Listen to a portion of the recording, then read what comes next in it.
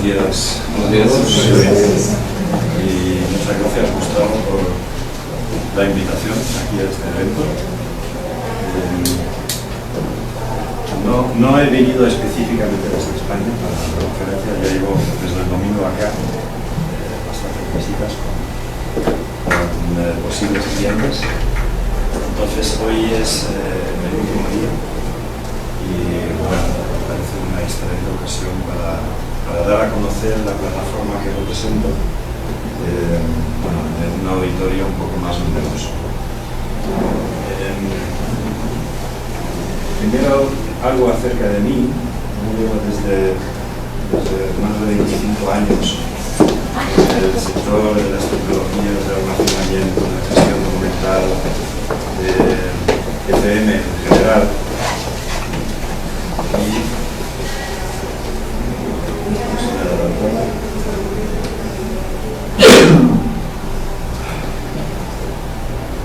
No quiero hacer nada.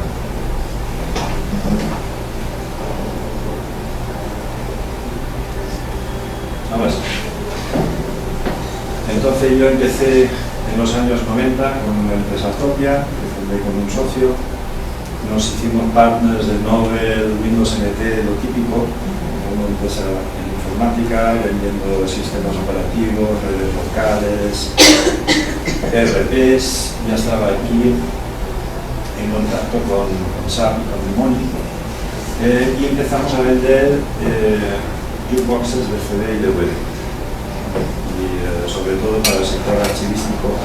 De ahí viene también una conexión muy temprana, porque fueron los archivistas mis primeros clientes. Fue la Biblioteca Nacional de España. Fue el primer jukebox de 60 gigas de capacidad, que era una barbaridad para la época. Entonces empezamos a importar varias marcas, y el gran problema de los jukeboxes era que necesitaban un driver para conectarse a Windows, a Unix. Entonces empezamos a vender, a incluir Smart Storage, Ixos Jukman, que eran drivers al principio, pero luego evolucionaron hacia softwares de gestión documental. Pero ya estábamos también vendiendo ya Alchemy, OCS y OMS. Highland, en aquella época ya existía también. Bueno, luego la segunda etapa fue con Ixos y OpenText, una etapa de 8 años, donde yo estaba comercializando siempre en el rol de, digamos, de responsable para España, Portugal y Latinoamérica. O sea que llevo ya también unos 20 años viajando con casi todos los países americanos. Entonces, me llamó la atención, ¿quién estaba hablando de Falabella? Manuel. Falabella fue uno de los primeros clientes a los que le vendimos a Alchemy, allá por mediados de los 90, como gestor documental, para el gobierno de archivo. Entonces, en esa segunda etapa, ya estaba en contacto con Ixos. Ixos, para los que no conocen el mundo SAP, es, por así decir, el archivado por excelencia de todo lo que es SAP. Y estaba en contacto con SAP también. Aquí ya el tema de hardware, como veis, ya se terminó. Ya me pasé al lado oscuro, ¿no? Y entonces acá, en esta etapa duró 8 años, y me salí cuando OpenText cambió el modelo de partner, porque yo los últimos 4 años con mi empresa era partner de OpenText. Y entonces cuando cambiaron la política, compraron Hummingbird, compraron Global 360 y empezó a entrar gente, cambiaron el modelo de partner, nos cortaron a todos los partners los contratos, hicieron unos nuevos y yo ese nuevo no lo quería firmar. Con lo cual me pasé a Saperion, empresa alemana de ECM, y que fue comprada por Lexmark. Así como Ixos fue comprado por OpenText, Saperion fue comprado por Lexmark, ¿no? Y esa fue la etapa más intensa a nivel de software, ¿no? Porque yo estaba en Saperion, empecé a vender Perceptive Software, Palas Acena en el área de MS, una herramienta de búsqueda muy potente que es ISIS, en Retail Access Via, y en captura Rinsoft, Cofax, Brainware, y claro, seguía con mi SAP. accesible. Y ahí, digamos, cuando Lexmark también cambió su modelo, decidieron que ECM ya no era una prioridad para ellos, allá por el 2014, yo me salí, porque yo soy de ECM. Y me vine con Sergroup, con un producto, la plataforma DOCSIS 4. Y ahora también colaborando con TIS y AVI en la parte de captura. Es decir, mis movimientos han sido motivados por los movimientos de las empresas con las que estaba trabajando. Y hoy en día, pues, en los últimos 2 años un poco más, pues estoy bastante ocupado también dando conferencias en España, Portugal, y acá en Latinoamérica también, básicamente con la temática de transformación digital y desmaterialización. Hablando de la empresa, SER es hoy por hoy el mayor fabricante europeo, es el número 1 en Europa, por instalación, con clientes, por facturación, y estamos entre los top 5 a nivel mundial, y eso porque lo tenemos muy claro cuánto es la facturación del fresco, porque estamos ahí entre el 4 y el 5 con el fresco. Los primeros 3 creo que los tenemos todos más o menos claros: OpenText, Island y Microsoft, que curiosamente está considerado en ECM. Yo no entiendo por qué, para que alguien me lo explique, pero bueno, ahí está. 2.000 clientes en todo el mundo, muy fidelizados, casi la mitad son clientes desde hace más de 10 años. Y esto es lo que hace la plataforma. Bueno, no es muy diferente a cualquier presentación que van a ver de cualquier otro ECM. Es decir, abarcamos el archivo electrónico, gestión documental universal, BPM, expedientes electrónicos, que viene casi de alguna manera viene de serie. Tenemos todas las integraciones necesarias para que nos podamos capturar el contenido de las aplicaciones de negocio de cualquier tipo, y tenemos un entorno paramétrico que luego veremos en qué consiste eso. De alguna manera es nuestra mayor ventaja competitiva. Estamos en todos los sectores, como cualquier ECM, y para que se hagan una idea de la escalabilidad de la plataforma, esta es nuestra mayor instalación a nivel mundial, que es DHL. Como ustedes firman una entrega de DHL Express, esos boxes, la de Virtual Boxes. 32.000 usuarios en 220 países y entran cada día 5 millones de documentos. Ese es el mayor archivo comercial del planeta ahora mismo, porque ya tienen varios billones de documentos en un archivo. Esto está sobre plataforma HP a nivel mundial. 5 clusters de procesamiento en los 5 continentes que van replicándose entre sí.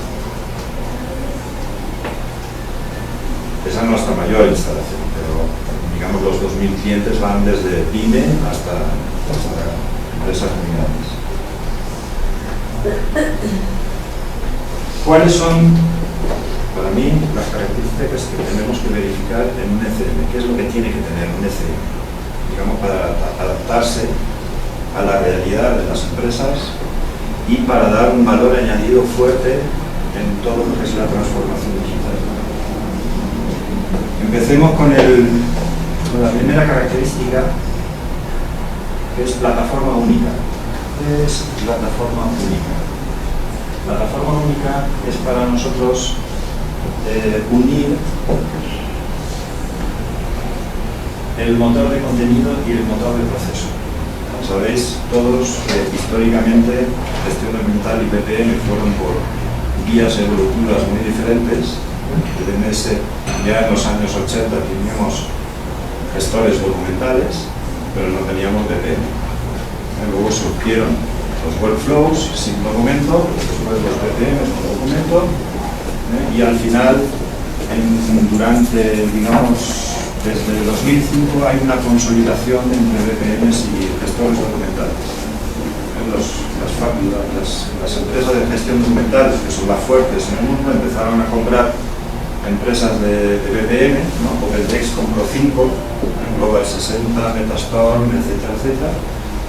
Lexmark también compró unas cuantas, para Sacina, por ejemplo, y así se fue consolidando el mundo del ECM, pero con una particularidad, de que tecnológicamente esas plataformas seguían diferentes. ¿Por qué? Porque nadie ha hecho el esfuerzo de integrar de verdaderamente desde el core hacer una aplicación que integre, que sea lo mismo para los dos mundos. Porque esos dos mundos están altamente relacionados. Aunque no podemos trazar una línea clara entre gestión documental y BPM, para nosotros es lo mismo. Y nuestro concepto es que debe ser lo mismo. No tener un BPM por un lado, un gestor documental por otro, que luego tenemos que integrar. Luego veremos las razones por qué tiene que ser lo mismo. Porque nosotros este concepto no lo apoyamos.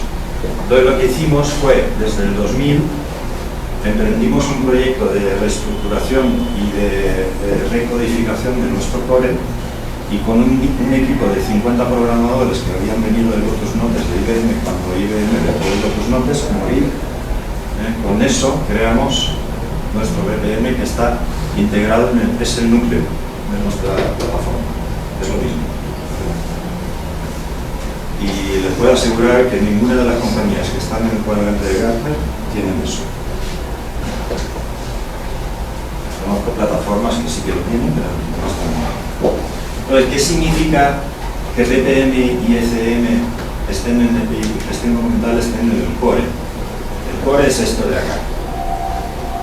Y aquí tengo mis servicios de gestión documental, los típicos servicios de documentación, expedientes, búsqueda, verificación, gestión del ciclo de vida, todo eso está en la parte de gestión documental. Y en la parte de BPM, pues los típicos servicios de BPM, de tarea, de workbaskets, de motores, de state charts, de los eventos, etcétera, etcétera. Toda la gestión de tareas. Para nosotros esto es lo mismo, aunque digamos aquí funcionalmente estos servicios están separados, no hay una diferencia tecnológica en nuestro core. Es decir, hemos desarrollado un bus de datos propio para interconectar todos los servicios y para que la documentación pueda fluir libremente, pero todos los servicios comunes, los servicios básicos como configuración, seguridad, login, automación, el kernel de metadata común y el servidor de la aplicación web es compartido por gestor documental y por BPM. Y eso suena así un poco, no sé, como si eso no fuera importante. Pero les puedo asegurar que cuando hagan un proyecto de gestión documental y de BPM, eso es lo más importante. Porque uso la misma tecnología y todos los servicios básicos para los dos entornos. Y casi con cualquier otra plataforma, lo que tienen que hacer es integrar. Un alfresco le dice, cojan este BPM que yo me integro con él. Pero lo que no le dicen, que a partir de ahí hace falta programación, que se llama customización, personalización, y con la personalización empiezan los problemas. Todos los estamos sufriendo, todos los hemos sufrido. Entonces, con esta tecnología combinada, lo que evitamos es una complejidad adicional a los proyectos de ECM debido a diferencias tecnológicas y plataformas tecnológicas diferentes. Por eso, también nos podemos permitir tener un modelo de licenciamiento sumamente sencillo. Tenemos módulos de archivo, módulos de gestión documental y dos módulos de BPM. Esos módulos se activan y se desactivan por la compra de la licencia, nada más. Hay unos módulos que tienen precio fijo, otros que dependen del número de usuarios, bien sea nominal o concurrente, y todo este licenciamiento está disponible en on-premise, en cloud, o sea, cualquier tipo de licenciamiento lo podemos ajustar. Esto sería un escenario típico de archivado, ¿no? Los módulos, búsqueda full text, APIs, importación masiva de file system, los servicios base como conector LDAP, auditoría, la herramienta de desarrollo, y aquí en la parte de archivo, pues el ILM, que es la gestión del ciclo de vida, retención y almacenamiento en Sanomas. Vamos al segundo punto. Repositorio único y distribuido. Es decir, yo no tengo un solo repositorio, yo tengo varios que están completamente sincronizados. Porque tengo un repositorio lógico que es único, pero puedo tener hardware en cualquier parte. Arquitectura distribuida. Entonces, ¿cómo funciona un ECM? Y todos los ECMs funcionan igual. Tengo mi abanico de aplicaciones de negocio, de las cuales extraigo toda la documentación y la pongo aquí. Y aquí, como no solamente me extraigo el documento, sino también la metadata, gracias a la metadata puedo construir casos de uso. Es decir, a cada grupo de usuario le puedo presentar la información que a él le interesa de una forma contextualizada. Y eso es lo que básicamente diferencia a un ECM, a un gestor documental de un file system, la metadata. Es el secreto. Y con eso pues podemos construir toda una serie de casos de uso con vista de expediente, es decir, el usuario no ve el documento aislado, sino lo ve dentro del contexto de negocio. Es decir, si un abogado quiere ver un contrato, yo le muestro el contrato y además en carpetas, vista de expediente, le muestro las facturas, las quejas, las reclamaciones, toda la documentación de que de alguna manera tiene una correlación con el contrato. Y eso además lo podemos configurar libremente. ¿Cómo se hace esa extracción de metadata, por ejemplo, de un escáner? Para hacer un escáner. Imagínate que bueno, tienes un archivo en papel, ¿no?, custodiado en una bodega, y entonces lo que necesitamos del services, es decir, la empresa que digitaliza, necesitamos el objeto, el PDF o el TIFF, más aparte un fichero XML con la metadata. Y eso es lo que importamos acá. Con lo cual ya tenemos esa información categorizada gracias a la metadata. Y lo mismo con el email, con todo el mundo de Microsoft, con el que nos integramos de forma nativa mediante Teams, y luego todo el mundo SAP, y tenemos ahí el certificación de Archive Link, y luego aquí para aplicaciones de negocio pues tenemos web services java.net para poder integrar con ellos. ¿Okay? ¿Esto qué nos evita? Siglos de información que existen en todas partes. Sobre todo hay un amigo que no está aquí dentro, esto viene de corporación, pero yo siempre digo que el mayor archivo de cada organización es el file system, y además es el más problemático, el que más problemas da, porque ahí hay información dispersa entre personal, información de interés corporativo, y aquello, bueno, esto es caos total. No hay forma de controlar eso. Y además no hay forma de conseguir a alguien que firme el papel para que se pueda borrar. Arquitectura distribuida significa que yo puedo distribuir cualquier servicio de la capa SOA de mi arquitectura. Yo puedo distribuir el servidor, replicarlo, storage central replicado, puedo parte de ese storage ponerlo en local como una caché, y todo esto lo puedo distribuir geográficamente como necesite, y además con las políticas de seguridad que la empresa me impone, tanto en on-premise como en cloud. Y una de las premisas para ser una plataforma internacional es Unicode. Quien no es Unicode a nivel internacional está muerto, porque tenemos 16 idiomas de base y además gracias a Unicode podemos incluir más idiomas. Eso es un requerimiento fundamental. Y también somos multimandante. ¿Qué significa multimandante? Que con el mismo hardware podemos montar entornos lógicos claramente diferenciados. No por permisos, que es lo que hacen la mayoría de los gestores documentales. No por permisos, porque ahí me puedo equivocar y de pronto alguien accede a una información que no por un error de configuración. Aquí estos mandantes están lógicamente separados. Nadie puede entrar de aquí a aquí a no ser que lo quiera. Pero para eso ya desde el administrador tengo que emplear otros métodos para que esto se puedan compartir información. Pero bueno. Tercer tema. Nosotros hemos desarrollado, cuando empezamos con el proyecto del core integrado BPM gestor documental, implantamos la tecnología no-code. ¿Qué significa eso? Que nosotros tenemos un entorno paramétrico, que es este, donde los objetos, donde cualquier cosa en gestión la dejamos en gestión documental es un objeto. Las clases documentales es un objeto, las clases de búsqueda son objetos. Los descriptores o metadatos son objetos. Las propiedades de cada metadato son objetos. Y además tenemos un inspector de objetos donde para los BPMs podemos asignar comportamientos específicos para los flujos. Y con todo esto, lo que hacemos es componer la interfaz del usuario y además todas las vistas de expedientes de los usuarios, y aquí configuramos también el BPM. Una parte, quiero acabar esto rápido porque quiero que vean unos vídeos, unos 10-15 minutos, para que vean cómo funciona esto. Porque esto es auténticamente revolucionario en el sector. Esto no lo tiene nadie. Esto es un Visual Basic para FM,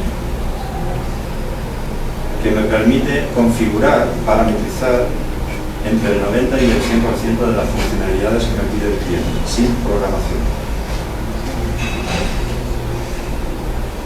Aquí no necesito un programador Java para atacar mi plataforma y cambiar el código.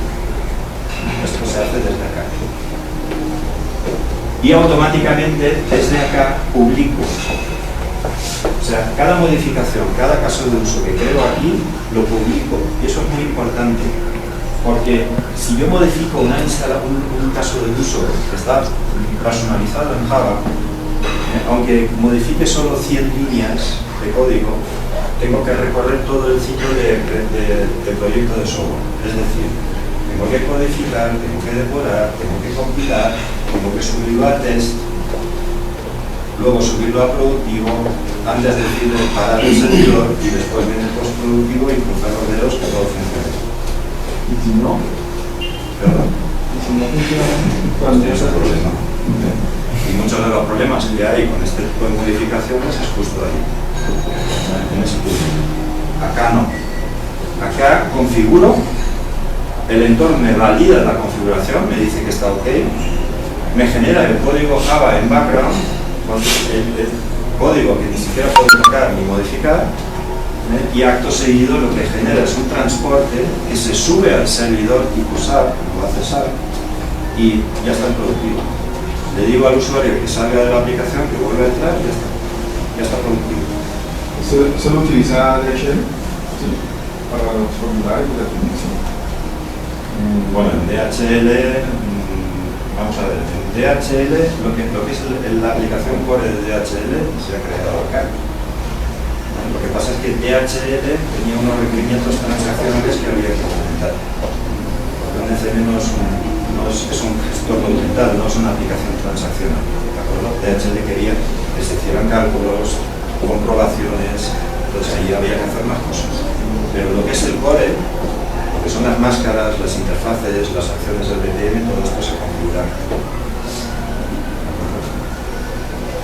Y además esto tiene la ventaja de que así estamos integrando el mundo archivístico, porque nuestros colegas y compañeros archivísticos no tienen conocimiento de programación Java. Y esto lo ve un archivista y se le caen las lágrimas. Porque todo esto lo que hay aquí, él sabe lo que es y sabe manejarlo y lo conoce perfectamente, mejor que nosotros, porque se dedica a eso toda la vida. Pero él siempre ha sufrido de la ruptura entre el mundo archivístico y el mundo de IT. Porque luego, claro, ¿qué hace el archivista? Te crea el modelo documental, pero no lo implementa él. hay una ruptura tecnológica, lo implemento a otro, al que le tengo que explicar mediante toneladas de papel y diagramas BPM qué es lo que tiene que programar. Y cuando llega el momento de que el cliente, de que el programador le entrega esto al consultor funcional, que muchas veces ni siquiera es archivista, es un funcional tecnológico, que conoce la plataforma y conoce el negocio, pero no es archivista. Entonces, el usuario muchas veces dice, después de haber pasado 8 meses de proyecto, dice, esto no es lo que yo he pedido. No, pero esto es lo que ha firmado. Sí, yo lo sé que lo he firmado, pero ha habido cambios, tú aquí me has entendido mal, o el programador lo ha hecho mal, y así empiezan los proyectos de BPM que no tienen fin, que los conocemos todos. Y aquí acabamos con eso, porque de la misma manera como fácilmente podemos configurar, parametrizar la aplicación, de la misma forma la podemos modificar. No solamente hacemos la interfaz acá del usuario, sino también le creamos toda la lista de expedientes. Y sabéis muy bien que las carpetas en un gestor documental no son carpetas tipo file system. Son carpetas que tienen propiedades que lo que hacen es seleccionar en función de la metadata del documento, me lo van a mostrar en esa carpeta sí o no. Y esto aquí es una configuración corporativa, y aquí tenemos la parte personalizada, es decir, el usuario mediante arrastrar puede meter en su propio conjunto de carpetas las carpetas corporativas que él quiera mediante arrastrar, y luego puede seguir trabajando con su propia estructura, pero sin modificar la corporativa. Cuando el archivo un documento siempre me van a pedir los metadatos que la corporación me ha establecido, ¿de acuerdo?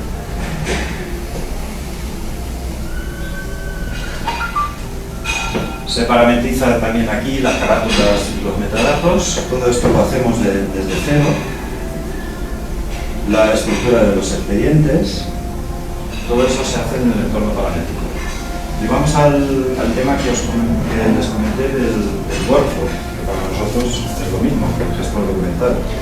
Porque cuando vinieron la gente de Lotus Notes, dijeron, muy bien, metemos el BPM dentro del core, pero es que además queremos otra cosa.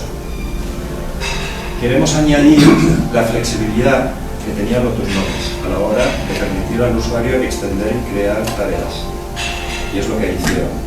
Así que implantaron un modelo híbrido de BPM que combina tanto el diagramado estático normativo con los procesos flexibles ad hoc. Es decir, el usuario final acá, con un proceso flexible, lo que le permito es, por ejemplo, aquí en este punto, crear un subflujo que vuelve al mismo sitio solucionando la excepción.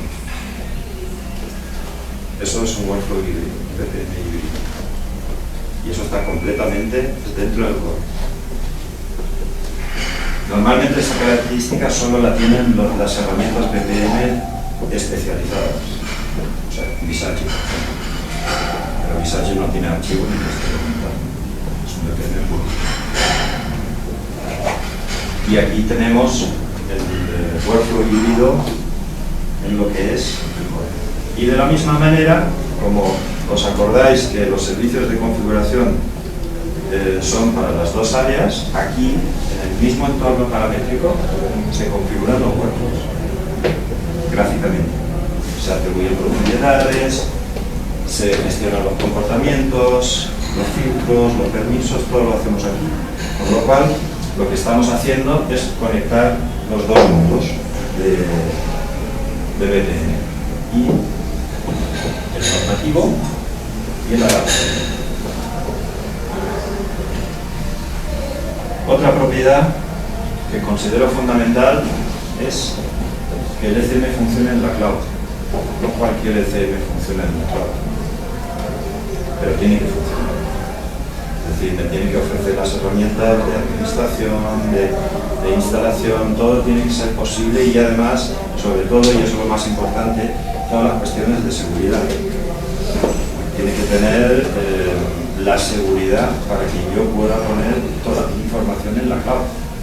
Asegurar que nadie va a poder acceder a eso y que la seguridad no es craqueable.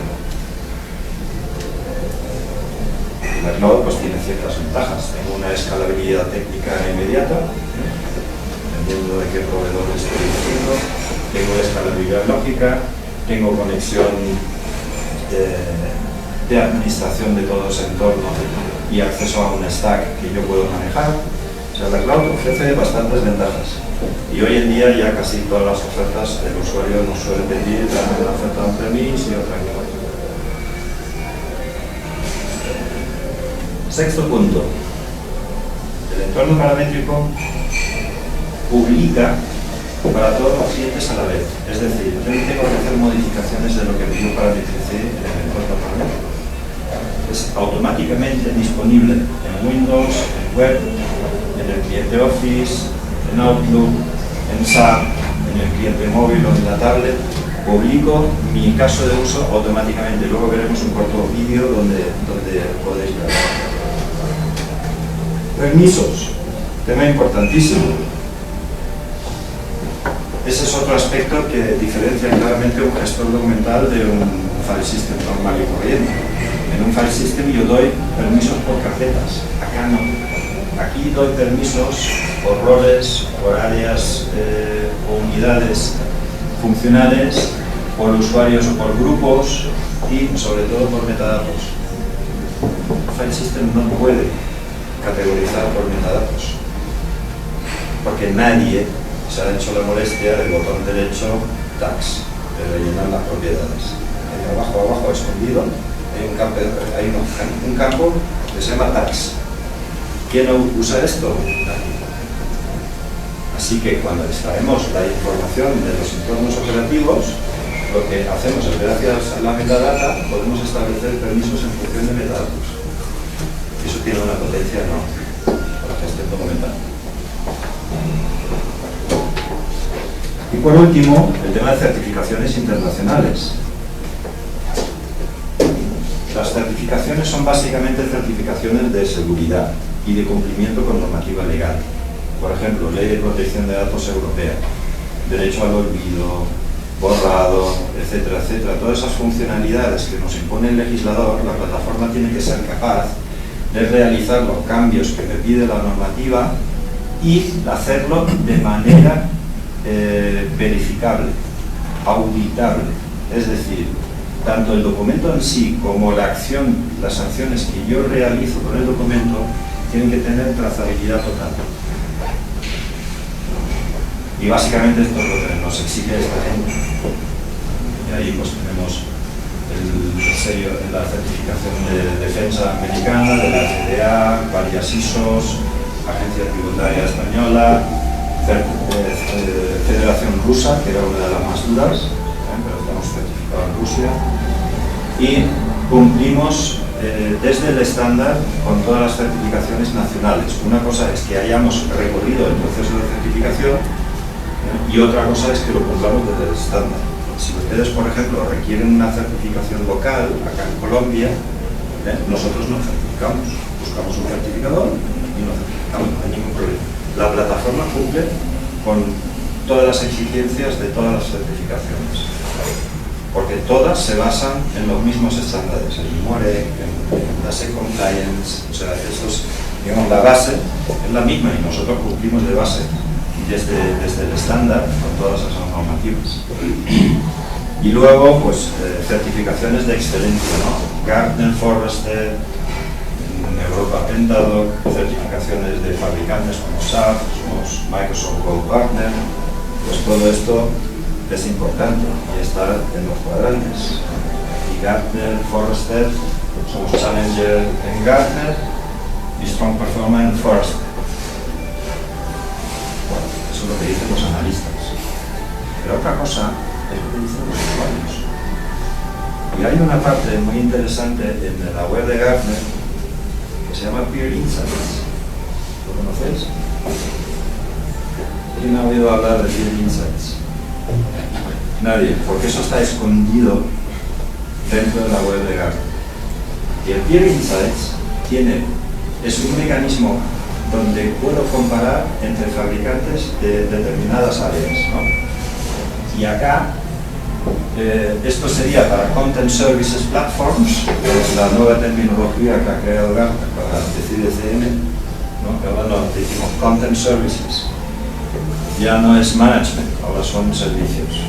Me he olvidado un poco, y como Gartner es quien manda, es el mundo de los acrónimos, pues entonces ya tenemos otro término, nos olvidamos del ECM y ahora hablamos de Content Services, ¿no? Porque lo dicen ellos, de lo que hay.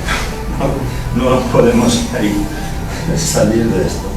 Entonces, si yo comparo, por ejemplo, SER, DOCSIS 4, con Finance, con Homebase, con OpenText, Alfresco y con Documento, resulta que aquí, ¿quién recomendaría todos estos? Que nadie pasa del 70%, y el Documento el 41%, nosotros un 83%.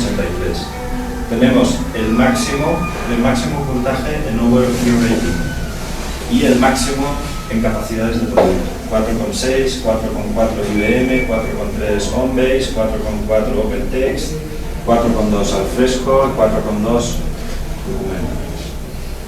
Eso es lo que dicen los usuarios, no Gartner, no nosotros. Porque Gartner ha recopilado los informes y los plasma acá. Y luego hay varios criterios en que establece evaluación y contratación, integración y deployment, servicio de soporte. Y resulta que tenemos el mejor soporte entre todos ellos. ¿Por qué? Pues ya lo sabéis, porque el esfuerzo, la personalización es mínima con DOCSIS. Parametrizamos. Y todo lo que está parametrizado está dentro del estándar, con lo cual nosotros nos hacemos responsables del código y no el integrador. Por eso Accenture y compañías no son amigos nuestros, porque ellos viven de meter ejércitos de programadores Java en las empresas, personalizar las aplicaciones y las plataformas y sobre todo crear con ello una relación de dependencia que desemboca en el hecho de que al cabo de 5 o 6 años ya no podemos cambiar de plataforma porque se ha convertido en una aplicación a medida. Ya no es una plataforma decente, es una aplicación a medida que depende de programadores con nombres y apellidos. Y si esos desaparecen, cuando hay una migración, adiós a la personalización y lo tengo que volver a hacer. ¿De acuerdo? Hablando de la cloud, me preguntaron antes de empezar la presentación qué hacemos en la cloud. Tenemos uno de los grandes clientes europeos, EDP, es la energética de Portugal, en cloud. Y todo el tema de inbound, que es una de las mayores empresas además de Europa, por eso lo compraron los chinos, que van a terminar comprando medio mundo, eso ya lo sabemos, pero bueno, han empezado por ahí. Y ¿qué es lo que hacemos ahí? Implementación de una plataforma de servicios para BPO. Esto es ventanilla única, básicamente. 600 gigas por trimestre, escaneo remoto de 2 millones de imágenes por año y manejo automatizado de correo electrónico. Extraemos metadata, lo clasificamos, lo metemos en DOCSIS con QR code lista para metadatos y automatización de clasificación. Soporta 200 operadores BPO 12 horas al día. Con eso podemos abarcar cualquier reto de inbound de la compañía que sea. 200 operadores en simultáneo. Porque el problema, y eso algunos de ustedes lo saben muy bien, el problema no es escanear y generar 200.000 imágenes al día. El problema es meterlo en el ECM. El cuello de botella está ahí, en el procesamiento y en meter esa información en la base de datos y luego en el storage. Y yo he visto fracasar proyectos muy grandes, con millones de documentos, con donde había 500 personas escaneando y uno en Honduras y la Seguridad Social de Honduras fracasar porque no pusieron una plataforma capaz de tomar todo ese, de guardar siquiera toda esa información. Porque eran gigabytes y gigabytes que entraban ahí cada hora. El sistema no era capaz de procesar eso. El SOA de captura sí, y el Jaguar. Además tenían escáneres de Fujitsu ahí un montón, y